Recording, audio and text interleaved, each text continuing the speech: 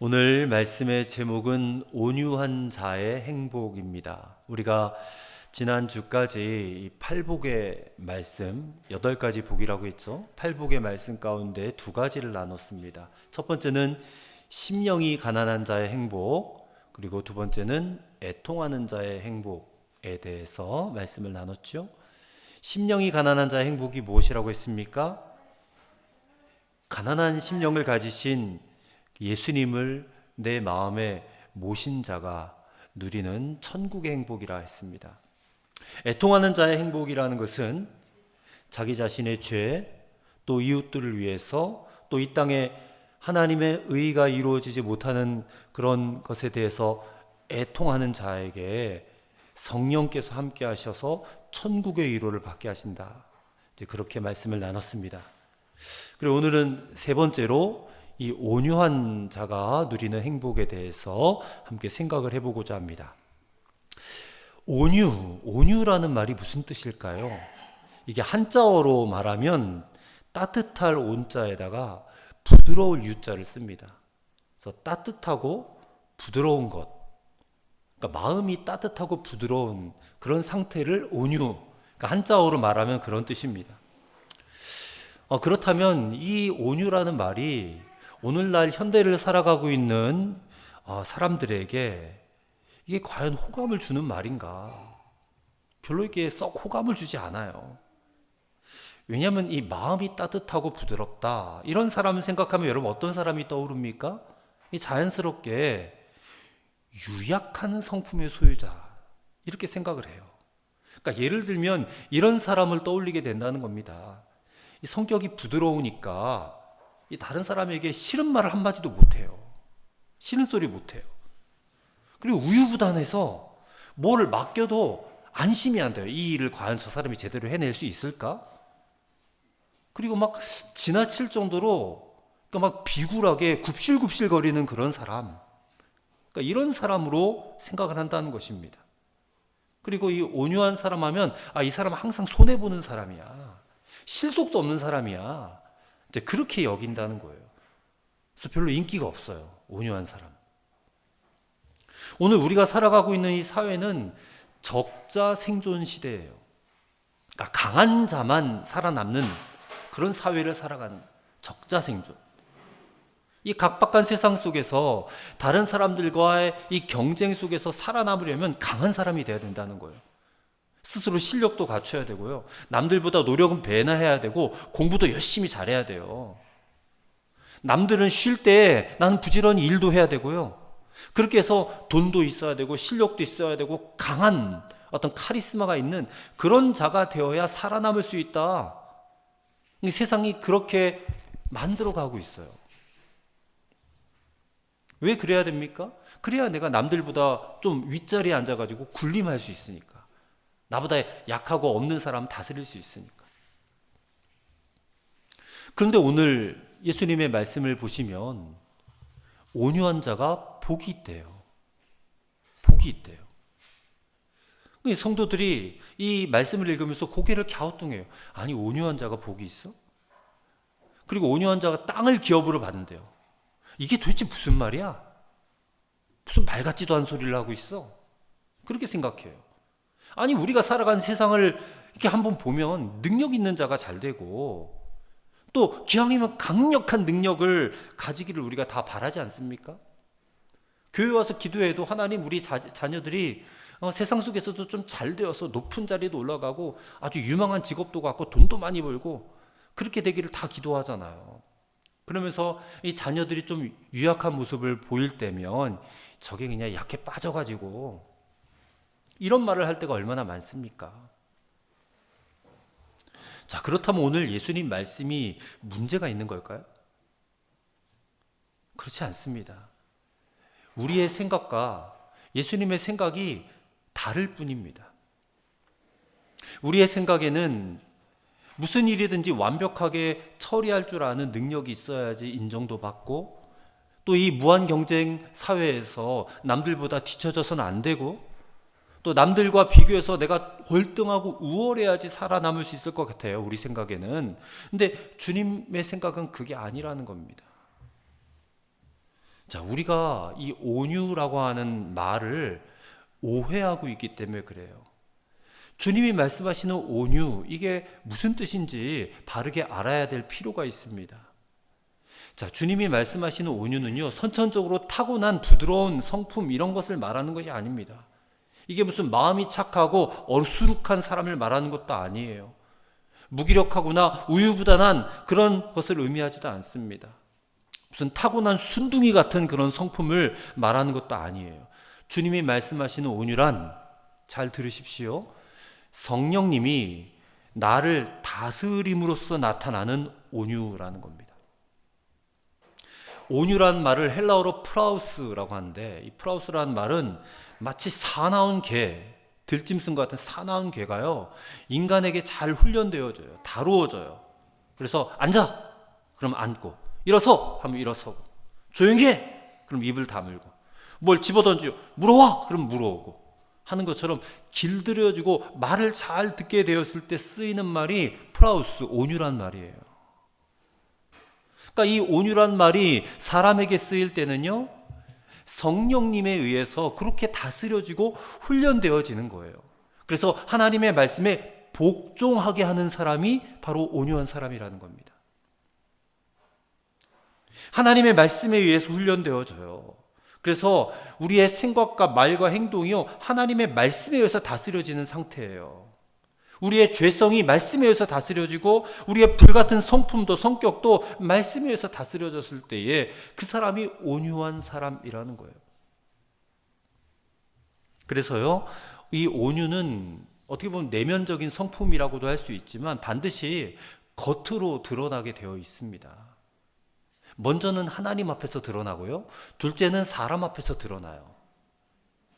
자, 먼저 하나님 앞에서 드러나게 되는 대표적인 인물이 누구냐면 바로 욥입니다. 욥. 우리가 욥처럼 하나님 앞에서 처신하면요, 온유한 사람이 되는 거예요. 욥기를 읽어보면 이 욥은 동방에서 최고의 부자였다고 합니다. 이 동방이 어느 지역을 말하는지는 잘 모르겠는데 아무튼 동방 최고의 부자예요. 엄청난 재산을 가지고 있는 사람이에요. 자식도 10명이나 낳았어요. 근데 그 10명이 다 아름답고 존귀한 자녀들이에요. 자랑스러운 자녀들이에요. 그리고 아내는 절세 미인이에요.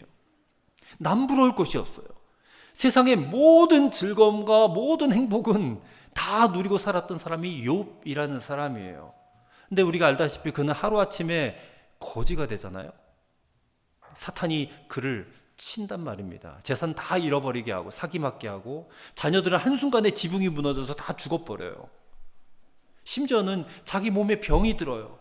그래서 이 가려운 병에 걸려가지고 너무너무 고통스러워서요, 기와 쪽을 가지고 온몸을 벅벅벅벅 긁어요. 피가 날 때까지 긁어야지만이, 그래야지만 이게 견딜 수 있는 그렇게 가련하고 비참한 사람이 되고 말아요.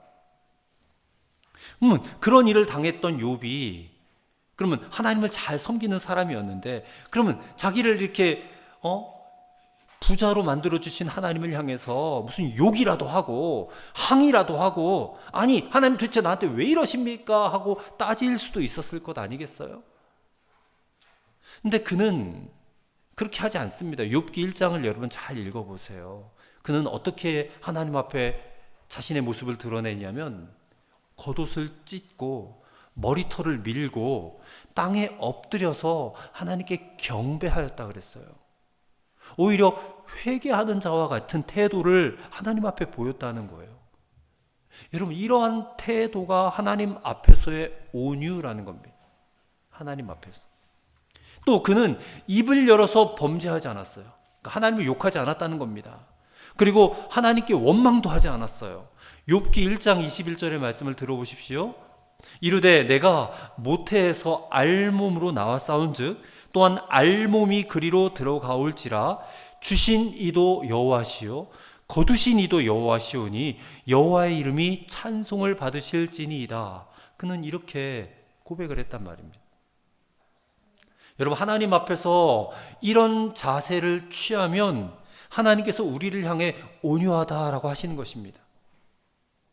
우리가 욥과 같이 그렇게 아주 극단적인 비참한 상황까지는 처하지는 아니하였을지라도 우리 역시 살다 보면 이해할 수 없는 그런 불행과 고통을 겪을 때가 있어요.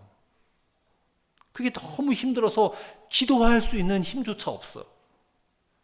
하나님 앞에 막 따지고 싶은 그런 마음이 들 때가 있다는 것입니다. 하나님, 어떻게 나한테 이렇게 하실 수가 있습니까? 여러 가지 시험이나 불행한 일들을 참지 못하고 원망하며 그렇게 하나님을 막 저주하다가 떠나는 이들도 있어요. 하지만 온유한 사람은 그 어떤 불행한 일이 닥쳐올다 할지라도 욥처럼 자신의 삶을 하나님께 전적으로 맡기고 의지하는 사람이라는 것입니다. 하나님이 다 아신다는 거예요. 내 사정 다 아신다. 그리고 나를 결코 하나님은 외면하지 아니하신다라는 것을 굳게 믿는 거예요. 여러분, 이게 진짜 믿음이에요. 그래서 이런 믿음을 테스트하실 때가 있어요, 하나님이. 그리고 로마서 8장 말씀처럼 모든 것이 합력하여 선을 이루실 것임을 믿고 끝까지 인내하는 사람, 이런 사람이 온유한 사람이라는 거예요. 하나님 앞에서. 전 저와 여러분이 하나님 앞에서 이런 온유한 사람이 되시기를 간절히 소망합니다. 그 다음에 두 번째로 사람 앞에서 온유한 사람의 대표자가 있다면 바로 요셉입니다. 창세기에 나오는 요셉. 우리가 요셉처럼 사람 앞에서 처신하면 온유한 사람이 되는 거예요. 자, 요셉은 아시다시피 형들이 막 질투했어요. 왜냐하면 아버지의 사랑을 독차지하고 있었으니까. 요셉만 막 채색 옷을 입히고요. 막 이렇게 뭐라고 그래요? 이게 애기 궁둥이 쳐주듯이. 그 아이만 이뻐하니까 이 다른 형들이요. 그렇게 질투하고 미워하고 시기했단 말이에요. 그래서 한 번은 형들이 양을 치러 갔는데 요셉이 아버지 심부름을 형들에게 도시락을 갖다 주는지 그렇게 심부름을 갔다가 형들이 저기서 야, 저기 요셉이 온다 해서 저 요셉을 애굽 상인들에게 팔아버리잖아요. 처음엔 죽이려고 했다가 죽이지는 않고, 혈육이니까 죽이지는 않고 그냥 팔아버리고 아버지에게 가서는 요셉이 들짐승에 물려서 죽였다라고 거짓말을 해요. 그래서 야곱이 어떻게 합니까? 땅을 치면서 금식하면서 내 아들 요셉이 죽었도다 하고 깊이 슬퍼하지 않습니까? 근데 요셉이 애굽으로 팔려가가지고 그곳에서 어떤 일이 벌어집니까? 죽도록 고생을 해요. 거기서도 죽도록 고생을 하고, 그리고 성실하게 살았음에도 불구하고 모함을 받아요. 그래서 결국 감옥에까지 들어가게 되지 않습니까? 근데 거기서 하나님의 은혜로 그거를 하나님의 애굽의 총리로 세워주시죠. 그리고 꿈을 꾸게 하시고 7년 풍년, 7년 흉년 이야기 다 아시죠? 7년 흉년이 들었을 때에 애굽에만 흉년이 든 것이 아니라 모든 가나안 땅에 다 흉년이 드니까 곡식을 사러 애굽까지 오게 되는데 그때 이 형들이 찾아오는 거예요. 그 장면을 한번 잘 생각해 보세요. 형들이 애굽에 곡식을 사러 왔는데 거기서 요셉을 만난단 말입니다. 형들이. 근데 전혀 생각도 못했죠. 애굽에 팔아버린 자기 동생 요셉이 애굽에서 총리가 되어 있을 줄 어떻게 알아요? 알지도 못했는데 나중에 가서야 그 사실을 알게 돼요, 형들이. 그때 그 형들의 마음이 어땠을까요? 두려워 떨었을 거예요. 자, 그때 요셉이 뭐라고 형들에게 말하느냐 들어보시길 바랍니다. 창세기 45장 5절입니다. 당신들이 나를 이곳에 팔았으므로 근심하지 마소서, 한탄하지 마소서. 하나님이 생명을 구원하시려고 나를 당신들 앞서 보내셨나이다. 이렇게 말해요. 이게 보통 사람 같으면 형들에게 복수하고 싶지 않겠어요? 나를 미워하고 나를 팔았는데. 근데 뭐라고 말해요? 하나님이 생명을 구원하시려고 나를 당신들보다 먼저 이곳에 보내셨다. 그렇게 얘기를 하는 거예요. 또 창세기 45장 8절도 들어보세요. 그런즉 나를 이리로 보낸 자는 당신들이 아니요 하나님이시라 그래요.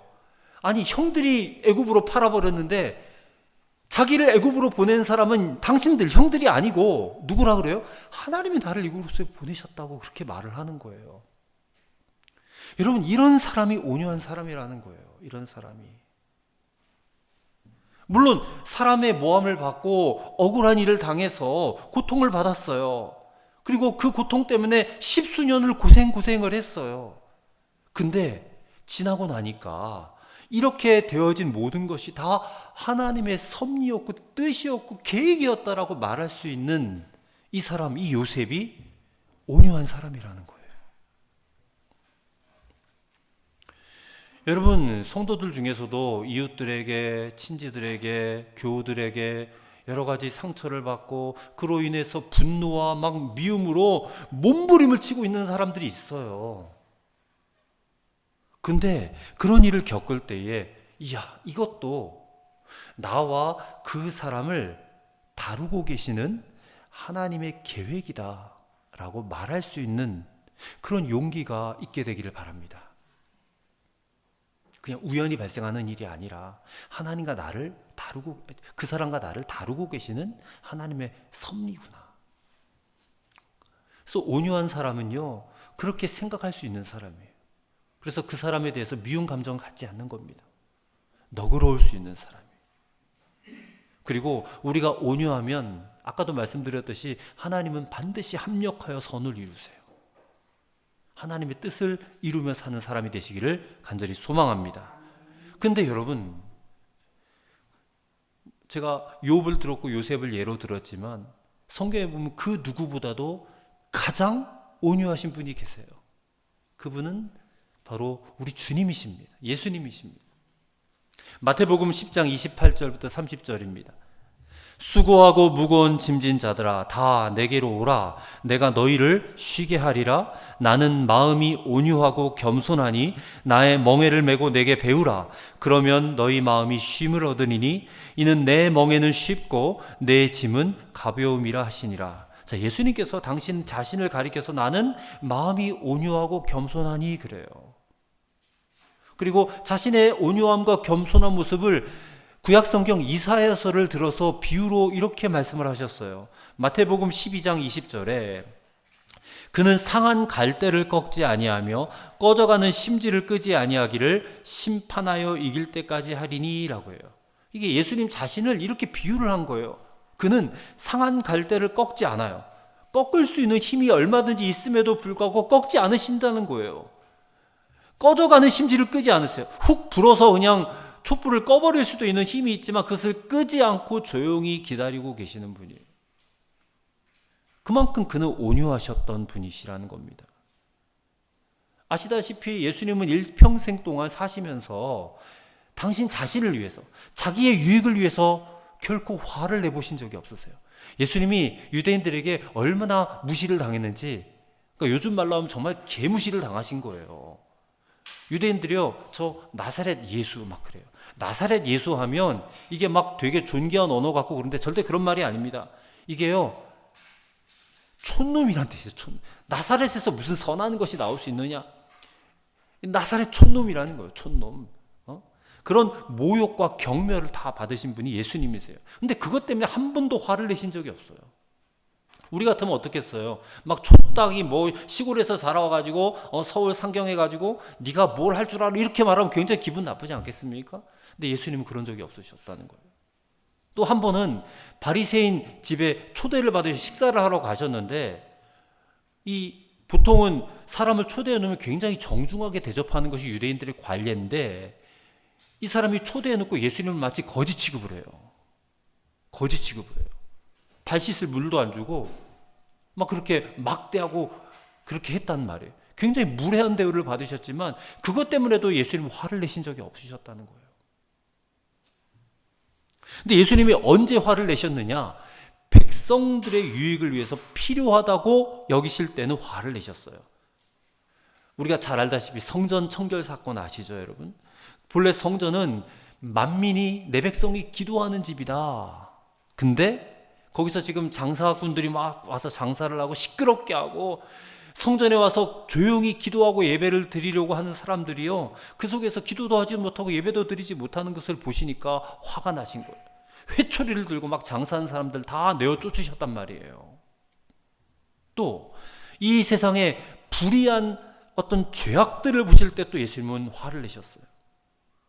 특별히 지도자들, 바리새인들 같은 종교 지도자들이요, 이 사람들을 막 심판의 자리로 끌고 가는 것을 보실 때에 그 불의한 것들을 참지 못하시고 그들에게 막 욕을 하셨어요. 이 독사의 자식들아, 이 뱀의 새끼들아 하면서 그렇게 막 욕을 하셨어요. 근데 이게 주님의 온유라는 겁니다. 주님의 온유. 그러니까 우리가 생각하는 것처럼 온유는 한없이 물러 터지고 약해 빠진 것이 아니라는 거예요. 온유는 말할 수 있을 때 말할 수 있는 용기와 담대함이 있는 것입니다. 온유는 강한 거예요. 강한 거예요. 우리가 때로는 비교의식에 사로잡힐 수가 있어요. 그래서 다른 사람이 가진 것을 내가 가지지 못하면 화가 나서 견디지를 못할 때도 있고요. 내가 남들보다 우월한 실력, 우월한 외모, 어떤 부와 명성을 가지지 못한 그것 때문에 막 위축이 되기도 하고요. 내가 그거를 갖지 못해서 막 안 되니까 그냥 다 포기하고 살 뿐이지, 우리가 드러내지는 않았을 뿐 우리가 다 우리의 내면에 그런 것들이 다 있어요. 우월감, 열등감이 다 있단 말입니다. 근데 온유한 사람은 이러한 우월감과 열등감에서 해방된 사람들이에요. 거기에 전혀 미동하지 않습니다. 누구와가도 나를 비교하지 않아요. 그러니까 교만하지도 않고요, 낙심하지도 않아요. 그러니까 이런 사람을 세상 말로는 자존감이 높은 사람이라고 그렇게 말을 하지 않습니까? 근데 자존감이 높은 사람이라고 말을 하지만 우리는 성경의 용어로 말하자면 그 사람 바로 십자가에서 죽은 사람이에요. 십자가에서 죽은 사람.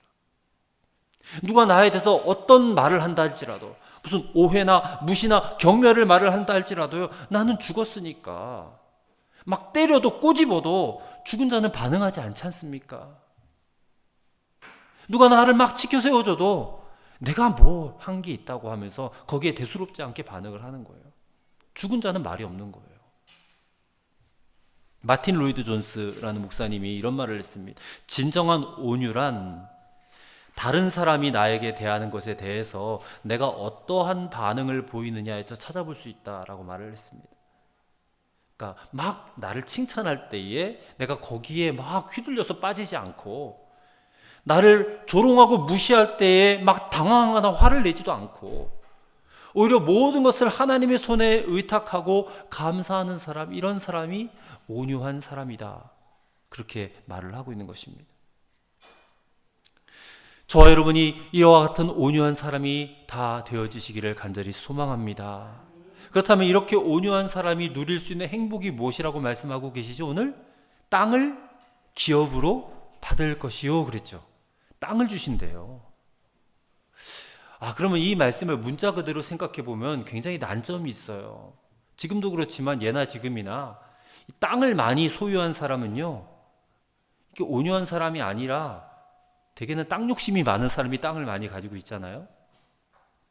또 한 가지 난점이 있다면, 그렇다면 땅을 차지하지 못한 사람은 온유하지 못해서 그런 사람인가?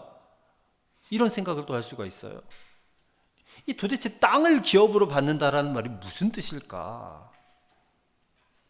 자, 시편 37편이 우리에게 해답을 줘요. 시편 37편 11절에 보니까 오직 온유한 자는 땅을 차지하며 풍부한 화평으로 즐기리로다 라고 말씀하고 있어요. 자, 그러니까 구약 성경이나 신약 성경이나 온유한 자에 대한 축복은 땅이라는 거예요. 땅.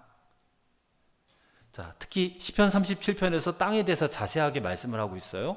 자, 시편 37편 9절입니다. 대저 행악하는 자는 끊어질 것이나 여호와를 기대하는 자는 땅을 차지하리로다. 여호와를 기대하는 자는 땅을 차지하리로다. 시편 37편 22절에 주의 복을 받은 자는 땅을 차지하고 주의 저주를 받은 자는 끊어지리로다래. 여기도 복을 받은 자는 땅을 차지한대. 29절에는 의인이 땅을 차지하며 거기서 영영이 거하리로다 그래요. 또 34절에는 여호와를 바라고 그 도를 지키라 그리하면 너를 들어 땅을 차지하게 하실 것이라 그래요. 자, 보세요. 여기서 여호와를 기대하는 자나 주의 복을 받은 자, 또 의인, 또 여호와를 바라고 도를 지키는 자들이요 땅을 차지한대요. 그럼 이런 사람들은 다 어떻게 보면 온유한 자의 범주에 속하는 사람들이에요. 그리고 구약의 이스라엘 백성들이 이러한 자가 되어서 하나님께서 약속해 주신 그 가나안 땅에 들어가서 살게 되었어요. 그 약속이 성취가 되었어요. 이거는 구약의 이스라엘 백성들을 향한 약속이 성취된 거예요. 자, 그렇다면 오늘 우리는 혈통적으로 이스라엘 백성은 아니잖아요.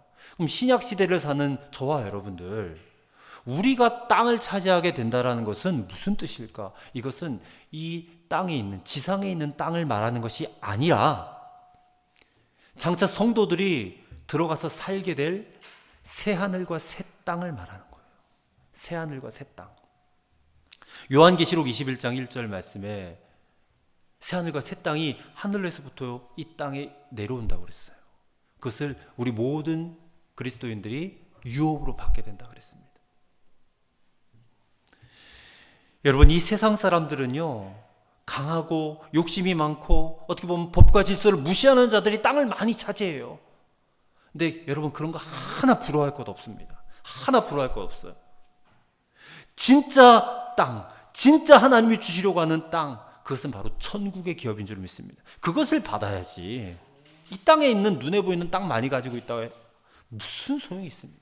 무슨 부귀영화가 우리를 행복하게 만들어줄 수 있다고.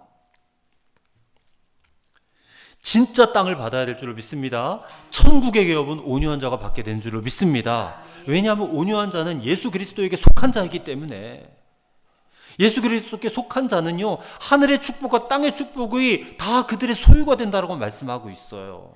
그리고 마지막 날에 예수 그리스도와 함께 하나님의 나라를 상속하게 될 것이다라고 분명히 약속하고 계세요. 여러분, 저와 여러분은 이런 약속을 받은 자들이에요. 믿으십니까? 그리스도 예수 안에 있는 저와 여러분은 이미 온유한 자가 되었음을 믿으시길 바랍니다. 비록 우리가 이 땅에 살지만, 이 땅에 발딛고 살지만, 사도 바울이 뭐라 그래요? 우리의 시민권은 어디에 있다? 하늘에 있다 그랬어요. 우리는 하늘 시민권자예요. 그렇기 때문에 그것을 믿고 사는 자는 온유한 자라는 것입니다. 그래서 우리는 더 이상 이 땅에 소망을 두지 않아요. 우리는 이 땅의 것들을 하나라도 더 갖기 위해서 안절부절하며 살지 않아요. 그렇게 살지 않아도 됩니다. 온유한 자의 관심은 이 땅의 것이 아니라 하나님 나라예요. 하나님의 일이 잘 되어지는 것이 온유한 자의 관심이에요. 그리고 그 하나님의 나라가 잘 되는 것을 위해서 자신을 온전히 헌신하고 투신하는 자가 바로 온유한 자예요. 여러분, 그의 나라와 그의 의를 먼저 구하며 사시기를 축원합니다. 온유한 자는 그렇게 살 수 있어요. 살아가는 자예요. 그래서 어떻게 보면 이 온유한 자는 심령이 가난한 자나 애통하는 자와 본질적으로 차이가 없어요. 그 사람이 그 사람이에요. 심령이 가난한 자가 온유한 자고 마음이 애통한 자가 온유한 자예요.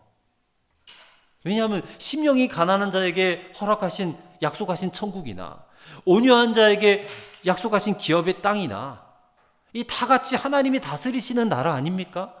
같은 표현이에요. 같은 표현. 그렇다면 온유한 자가 받을 이 복은 우리가 이 땅에서는 절대로 못 누리고 천국에 가서나 누릴 수 있는 것일까?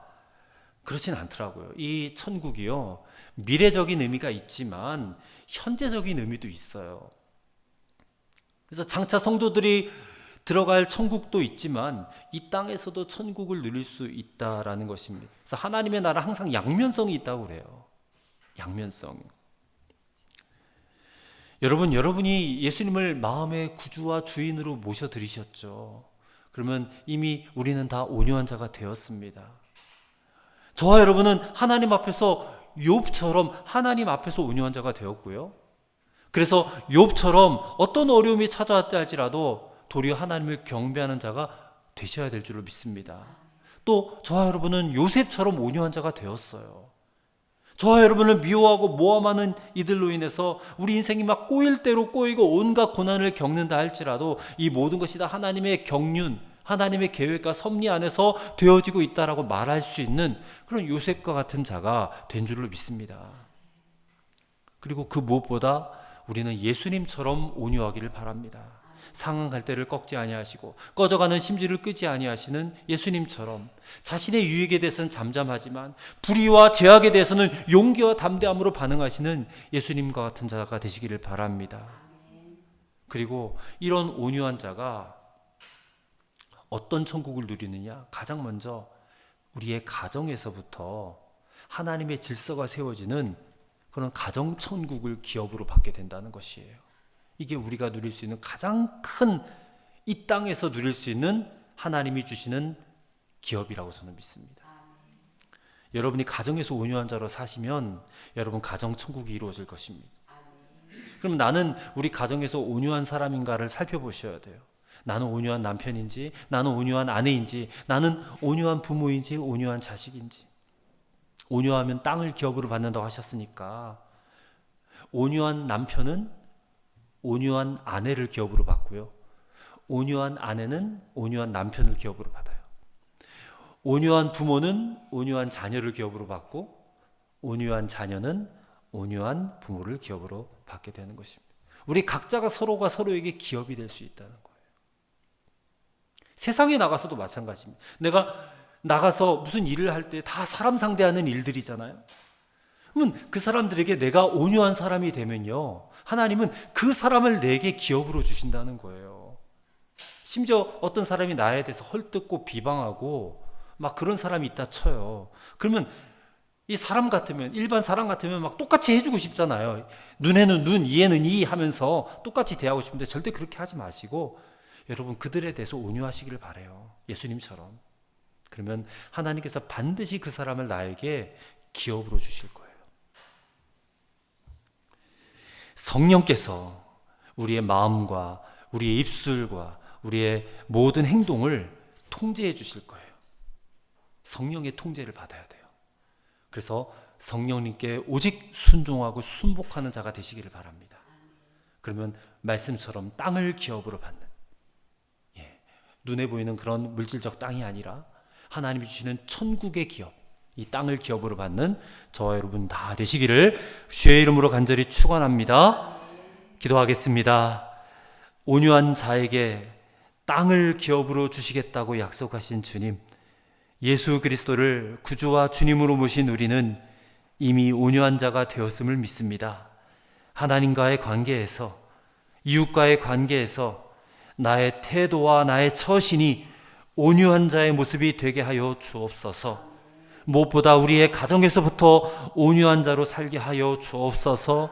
남편에게, 아내에게, 부모에게, 자녀에게 온유한 자가 되어서 그들을 기업으로 받게 하시고 세상 속에서도 온유한 자로 살아 나를 헐뜯고 비난하고 힘들게 하는 사람을 하나님께서 나에게 기업으로 주실 것을 믿습니다.